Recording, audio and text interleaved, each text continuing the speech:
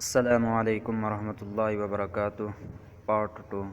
یہاں تک کہ عابد نے لڑکی کے زانوں پر ہاتھ مارا اور اس کے رخسار کا بوسہ لے لیا، پھر روز بروز لڑکی کو اس کی نظروں میں آرائش دیتا رہا اور اس کے دل میں غلبہ کرتا رہا، حتیٰ کہ وہ اس کے اور زیادہ قریب ہو گیا اور لڑکی نے حاملہ ہو کر ایک لڑکا جنا۔ پھر شیطان عابد کے پاس آیا اور کہنے لگا کہ اب بتاؤ کہ اگر اس لڑکی کے بھائی آ گئے اور اس بچے کو دیکھا تو تم کیا کرو گے؟ میں ڈرتا ہوں کہ کہیں تم ذلیل نہ ہو جاؤ یا وہ تمہیں رسوا نہ کر دیں، تو تم بہتر ہے تم اس بچے کو لو اور زمین میں گاڑ دو۔ یہ لڑکی ضرور اس معاملے کو اپنے بھائیوں سے چھپائے گی، اس خوف سے کہ کہیں وہ نہ جان لیں تم نے اس کے ساتھ کیا حرکت کی۔ عابد نے ایسا ہی کیا اور لڑکے کو زمین میں گاڑ دیا۔ پھر شیطان نے اس سے کہا، کیا تم اس بات پر یقین ہے کہ یہ لڑکی تمہاری ناشائستہ حرکت کو اپنے بھائیوں سے پوشیدہ رکھے گی؟ ہرگز نہیں، تم اس کو بھی پکڑو اور ذبح کر کے بچے کے ساتھ دفن کر دو۔ غرض اس عابد نے لڑکی کو ذبح کیا اور بچے سمیت گھڑے میں ڈال کر اس پر ایک بھاری پتھر رکھ دیا اور زمین کو برابر کر کے اپنے عبادت خانے میں جا کر عبادت کرنے لگا۔ ایک مدت گزرنے کے بعد لڑکی کے بھائی لڑائی سے واپس آئے اور عابد کے پاس جا کر اپنی بہن کا حال پوچھا۔ عابد نے اس کو اس کے مرنے کی خبر دی، افسوس ظاہر کر کے رونے لگا اور کہا کہ بڑی نیک عورت تھی، دیکھو یہ اس کی قبر ہے۔ بھائی قبر پر آئے اور اس کے لیے دعائے خیر کی۔ پھر راوی بیان کرتے ہیں کہ جب رات ہوئی اور وہ اپنے بستروں پر سوئے تو شیطان ان کے خواب میں ایک مسافر آدمی کی صورت میں آیا۔ پہلے بڑے بھائی کے پاس گیا اور اس کی بہن کا حال پوچھا۔ اس نے عابد کا اس کے مرنے کی خبر دینا اور اس پر افسوس کرنا اور مقام قبر دکھانا بیان کیا۔ شیطان نے کہا، سب جھوٹ ہے، تم نے کیوں کر اپنی بہن کا معاملہ مان لیا؟ عابد نے تمہاری بہن سے بدفعلی کی، وہ حاملہ ہو گئی اور ایک بچہ جنا۔ عابد نے تمہارے ڈر کے مارے اس بچے کو اس کی ماں سمیت ذبح کیا اور گڑھا کھود کر دونوں کو اس میں ڈال دیا۔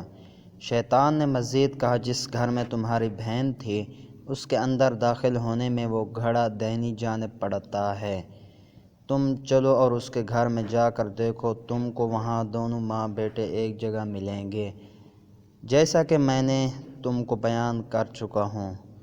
پھر شیطان دوسرے بھائی کے خواب میں آیا، اسے بھی ایسا ہی کہا۔ پھر چھوٹے بھائی کے خواب میں آیا اور اسے بھی ایسا ہی کہا۔ جب صبح ہوئی تو سب لوگ بیدار ہوئے اور تینوں اپنے اپنے خواب سے تعجب میں تھے۔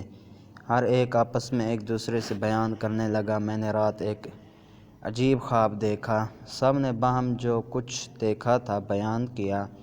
بڑے بھائی نے کہا، یہ خواب فقط ایک خیال ہے اور کچھ نہیں، یہ ذکر چھوڑو اور اپنا کام کرو۔ چھوٹا بھائی کہنے لگا، میں تو جب تک اس مقام کو دیکھ نہ لوں گا باز نہ آؤں گا۔ تینوں بھائی چلے جس گھر میں ان کی بہن رہتی تھی۔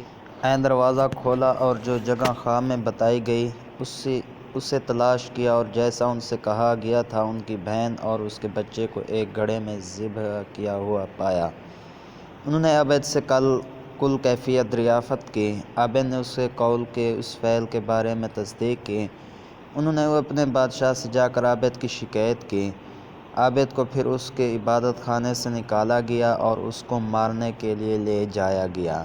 جب اس کو مارنے کے لیے لے جایا جا رہا تھا، شیطان اس کے پاس آیا اور کہا، تم نے مجھے پہچانا، میں ہی تمہارا وہ ساتھی جس نے تم کو عورت کے فتنے میں ڈال دیا، یہاں تک کہ تم نے اس کو حاملہ کر دیا اور ذبح کر ڈالا۔ اب اگر تم میرا کہنا مانو، تم مجھ کو سجدہ کرو تو تمہیں میں اس سے نجات دلا دوں گا۔ عابد نے سجدہ کیا، خدا تعالیٰ سے کفر کیا۔ پھر جب عابد شخص نے کفر کیا تو شیطان اس کو اس ساتھیوں کے قبضے میں چھوڑ کر چلا گیا۔ انہوں نے اس کو اس کے کفر کردار تک پہنچا دیا۔ اس واقعے سے ہمیں یہ سبق ملتا ہے کہ اندازہ کیجیے کہ شیطان ہمارا کس قدر سنگین دشمن ہے اور اس کے وار کس قدر سنگین ہیں۔